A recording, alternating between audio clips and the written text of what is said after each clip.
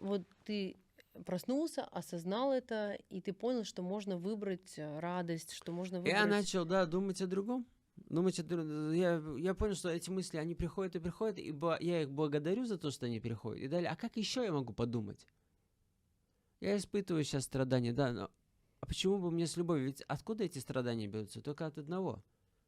В тот момент, когда я не принимаю то, что происходит, таким, какое оно есть, вот и они и возникают страдания. То есть вот происходит то, что происходит. Но я почему-то решил, что оно должно по-другому звучать. Или выглядеть. Или проявляться. Вот этот человек не должен так делать, он должен делать вот так. Я решил. Или вот это дерево не должно так расти, должно, вот муха тут не должна летать. Я вот решил, что вот это так. Все, вот они и появляются страдания. Просто от того, что я не могу принять то, что происходит таким, какое оно есть. Самого себя не принимаю. Из-за этого и страдаю. И я это, когда увидел, я просто принял все таким, какое оно есть. Я не пытаюсь больше что-то менять.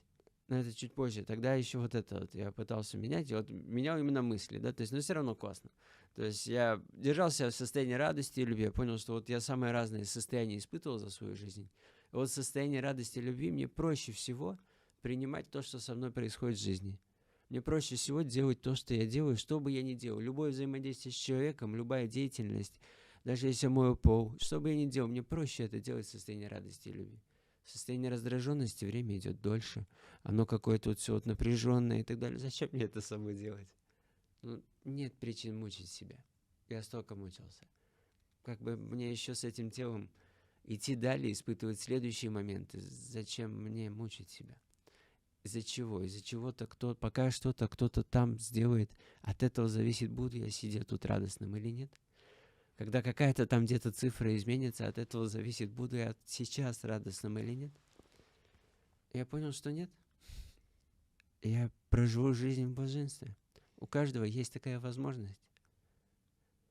И рекомендую ей воспользоваться. Но почему люди не пользуются, как ты думаешь? Допустим, вот я прекрасно А они понимаю, о не чем ты знают до говоришь, но конца об представь, сейчас этом. сидит человек и говорит, ну да, легко рассказывать, когда там ты живешь в Дубае, сидишь, хотя мы даже рассказали предысторию там, о том, что кто-то скажет, что вообще какой-то бред несет, о чем он говорит, вообще не понимаю, какой-то, ну, типа, фигня какая-то. Ну, то есть, понимаешь, да, когда твое мышление, оно как бы о том, что вот моя-то реальность, она другая, и Но моя-то она... реальность, она, я не могу про радость сейчас говорить, когда А мне надо где там все детей кормить. меняется?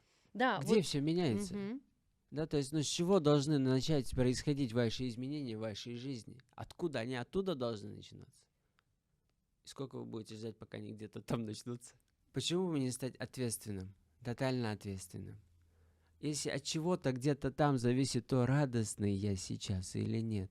Неужто я буду ждать, пока кто-то что-то там где-то что-то там сделает, случится для того, чтобы я тут стал радостным? Могу ли я сейчас разрешить себе быть радостным и в этом состоянии? Но то, что происходит, оно уже происходит. Я с этим ничего не могу поделать. Но что-то надо с этим делать, скажем так, да?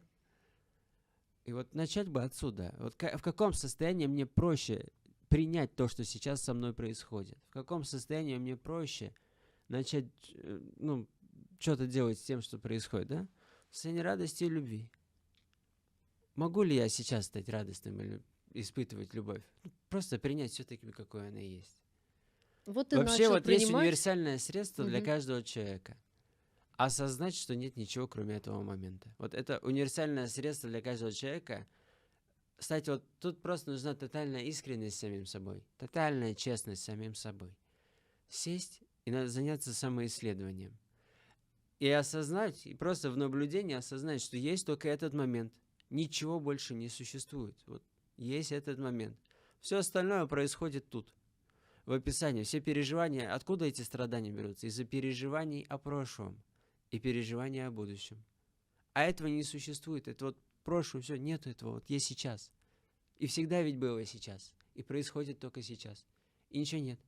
А из того, что вы сейчас думаете о том, что а как оно будет там, увидите, как оно будет там.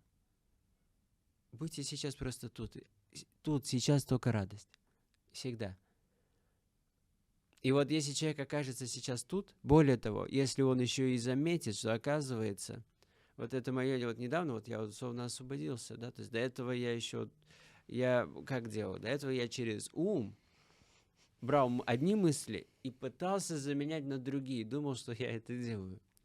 Оно делалось, оно реально происходило. То есть я вот за счет того, что вот было вот это информационное накопление, я мог условно, вот возникает мысль, я в виде нее условно пытался подумать ее противоположную мысль. Из разряда не получится, и я такой, не, получится. То есть вот я вот пытался, и вот получится, и удерживал вот это получится.